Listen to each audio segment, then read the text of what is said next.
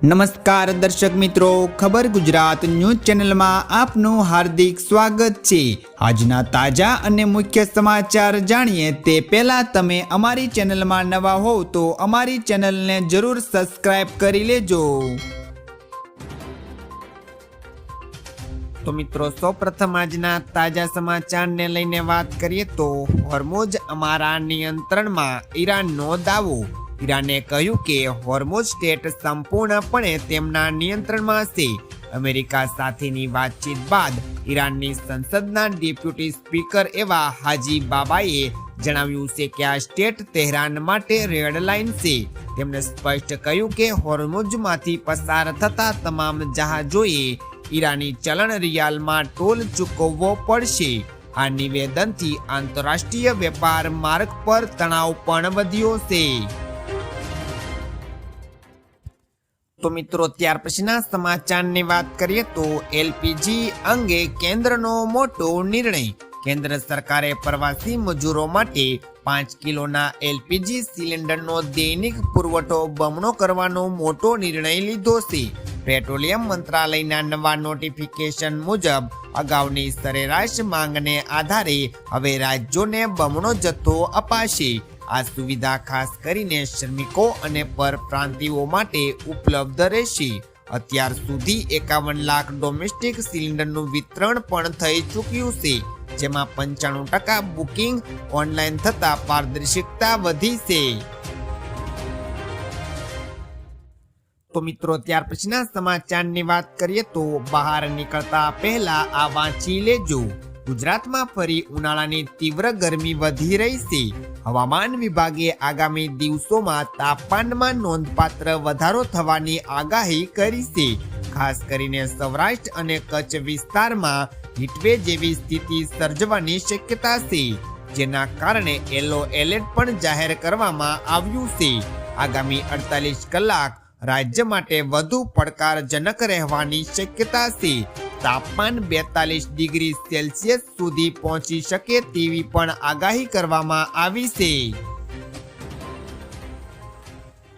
તો મિત્રો, ત્યાર પછીના સમાચારની વાત કરીએ તો મુદ્રા ભારતનું સૌથી મોટું ઓટો નિકાસ કેન્દ્ર બન્યું।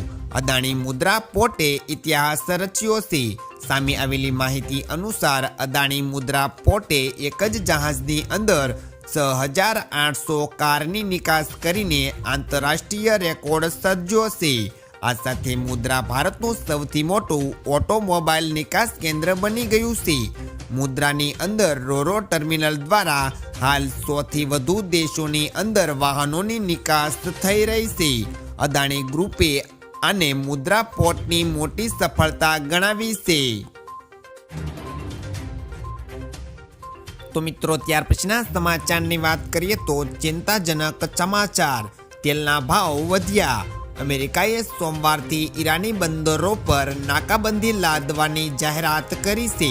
આ જાહેરાત બાદ ક્રૂડ ઓઇલના ભાવની અંદર મોટો વધારો જોવા મળ્યો છે। અમેરિકન ક્રૂડ ઓઇલ 8%થી વધીને $104.24 પ્રતિ બેરલ પર પહોંચી ગયું છે। આંતરરાષ્ટ્રીય બ્રેડ ક્રૂડ 7%થી વધીને $102.29 પ્રતિ બેરલ પર થયું છે। તો મિત્રો, ત્યાર પછીના સમાચારની વાત કરીએ તો એચડીએફસી ગ્રાહકો માટે ચેતવણી। એચડીએફસીએ જાહેરાત કરી છે કે સિસ્ટમ અપડેટને કારણે આવતીકાલે સવારે 2:30 થી 6:30 વાગ્યા સુધી બેન્કિંગ સેવાઓ અસ્થાયી રૂપે સ્થગિત કરવામાં આવશે। જોકે યુપીઆઈ વ્યવહારો સવારે 5 વાગ્યા પછી સામાન્ય રીતે ફરી શરૂ થશે। ડેબિટ કાર્ડ અને ઓનલાઈન ચૂકવણી દ્વારા ₹5000 સુધીનો રોકડ ઉપાડી શકાશે। ગ્રાહકોને ખાસ જાણ કરવામાં આવે છે કે જે વોલેટ સેવાઓ અવિરત ચાલુ રહેશે। તો મિત્રો, ત્યાર પછીના સમાચારની વાત કરીએ તો સિંગ તેલના ભાવમાં મોટો ઘટાડો। મોંઘવારીના માર વચ્ચે સારા સમાચાર સામે આવ્યા છે। આજે સિંગ તેલના ભાવમાં ઘટાડો થયો છે। આજે સિંગ તેલના ડબ્બાના ભાવમાં ₹35નો ઘટાડો થયો છે, જ્યારે કપાસિયા તેલના ડબ્બાના ભાવમાં ₹30નો ઘટાડો નોંધાયો છે। આ ભાવ ઘટવાના પાછળનું કારણ માર્કેટમાં નવી આવક, તેલ આપતા ઉત્પાદનમાં તોતિંગ વધારો અને કેટલાક વૈશ્વિક પરિબળો જવાબદાર છે. તેલના ભાવ ઘટતા સામાન્ય વર્ગના પરિવારોમાં આનંદનો માહોલ જોવા મળ્યો છે.